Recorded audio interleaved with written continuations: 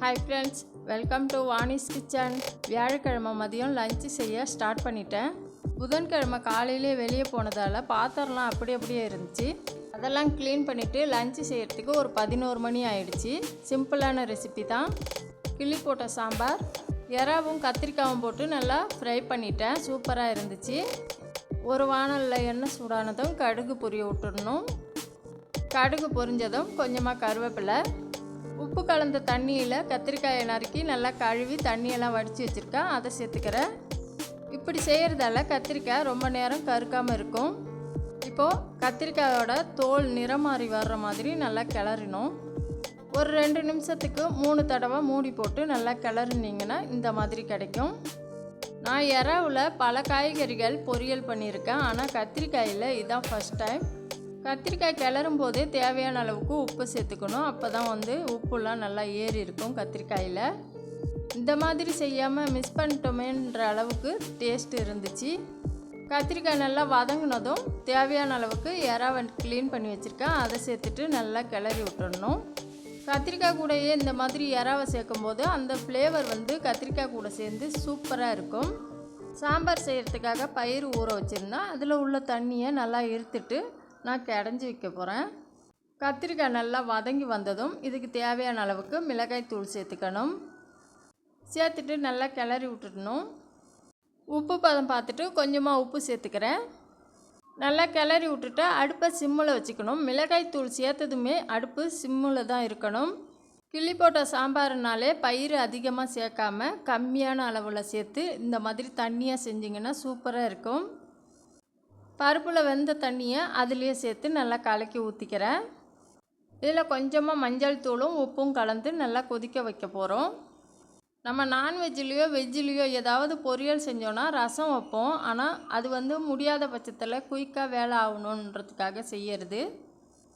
எந்த ஒரு பொரியல் செஞ்சாலும் கிள்ளி போட்ட சாம்பார் செஞ்சிங்கன்னா சூப்பராக இருக்கும்.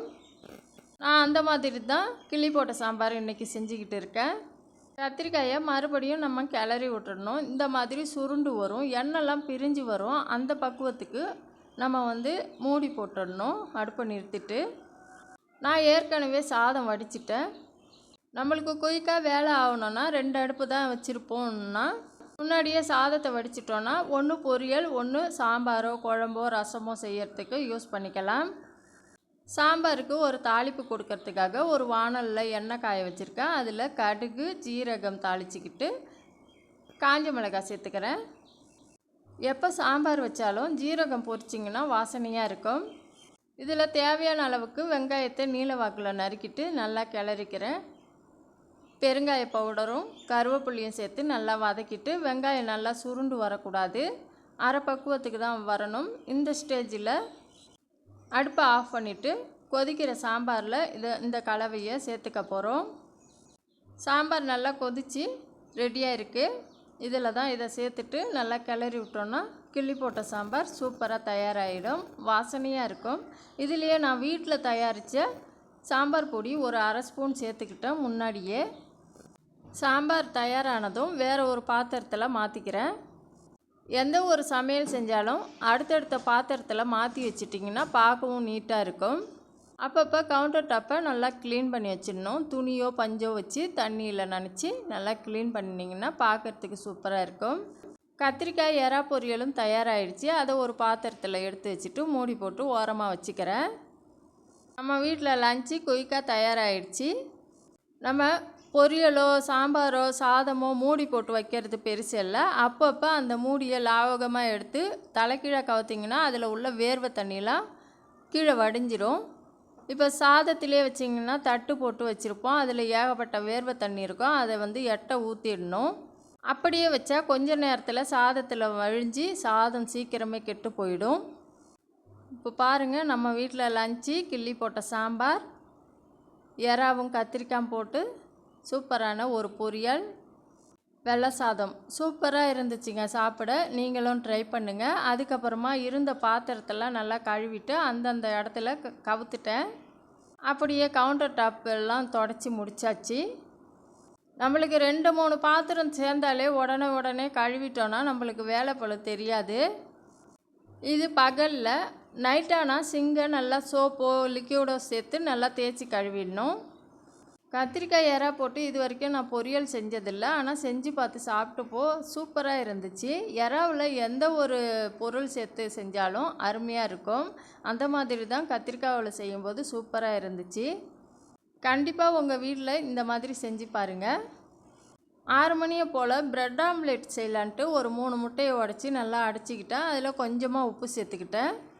ஈவினிங்கில் ஏதாச்சும் ஸ்நாக்ஸ் சாப்பிட்ணுன்ட்டு நினச்சிங்கன்னா ப்ரெட் ஆம்லேட் செஞ்சு சாப்பிட்டிங்கன்னா கொஞ்சம் பசி அடங்கும். முட்டையை நல்லா கலந்துட்டு தோசைக்கல்ல அடுப்பில் வச்சு சூடாக்கிட்டேன். நான் கம்மியான எண்ணெயில் தான் ப்ரெட் ஆம்லேட் போட்டுக்கிட்டு இருக்கேன்.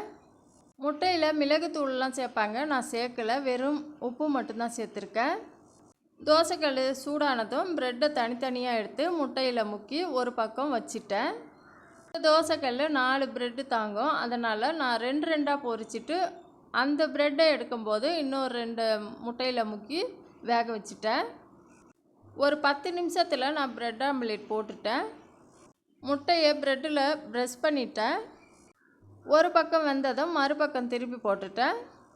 நம்ம வீட்டில் இட்லி மாவு, ப்ரெட்டு இந்த மாதிரி ஏதாச்சும் பொருள் இருந்துச்சுன்னா நம்மளுக்கு பசி எடுக்கும்போது அதில் 2 சுட்டு சாப்பிட்டாலே போதும்.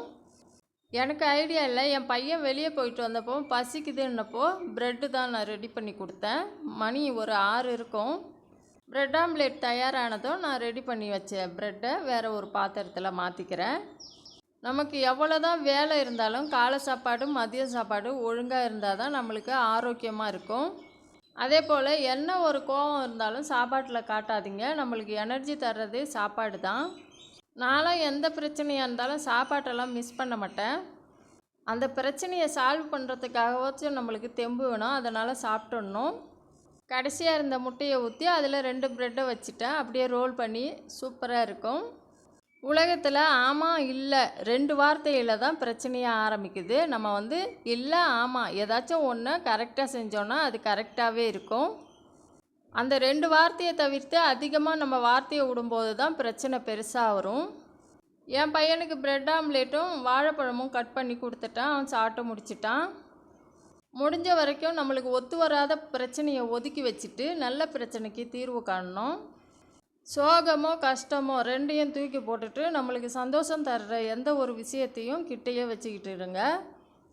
நைட்டு 9 மணியை போல் என் பையனுக்கு சேமியா செய்கிறேன். ஒரு வானலில் எண்ணெய் காஞ்சதும் கடுகு, காஞ்ச மிளகாய், கருவேப்பிலை தாளிச்சிட்டு ஒரு பாக்கெட் சேமியாவுக்கு 1.5 டம்ளர் தண்ணி சேர்த்துக்கிறேன். இது கூடவே கொஞ்சமாக மஞ்சள் தூள் சேர்த்திங்கன்னா கலர்ஃபுல்லாக இருக்கும் பார்க்க. தண்ணிக்கு தேவையான அளவுக்கு உப்பு சேர்த்துட்டு நல்லா கொதிக்க வச்சுருங்க.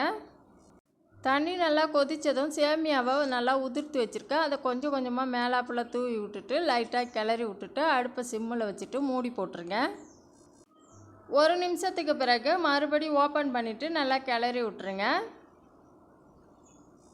அதுக்கடையில் ஒரு பாத்திரத்தில் கொண்டக்கடலை, பச்சை பருப்பு, மல்லாட்டை 3யும் ஊற வச்சுட்டேன். காலையில் நல்லா ஊறி இருக்கும். இதை மூடி போட்டு ஒரு பக்கமாக வச்சுட்டு சேமியா ரெடியாக இருந்துச்சு. இப்போ அடுப்பை நிறுத்திட்டு நல்லா கிளறி விட்டுட்டு மறுபடியும் மூடி போட்டுட்டு 5 நிமிஷம் கழியட்டும்னு விட்டேன். மதியம் வடித்த சாதம் இருந்துச்சு, அதில் தண்ணி ஊற்றி வச்சா மறுநாள் காலையில் சாப்பிட்லாம்.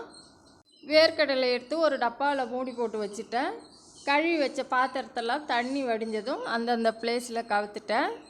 சேமியா தயாரானதும் சாப்பிட கொடுத்துட்டேன். இதுக்கு தொட்டுக்கிறதுக்கு எறா கத்திரிக்காய் பொரியல் தான். நாளைக்கு இன்னொரு வீடியோவில் பார்ப்போம். தேங்க்யூ, பாய்.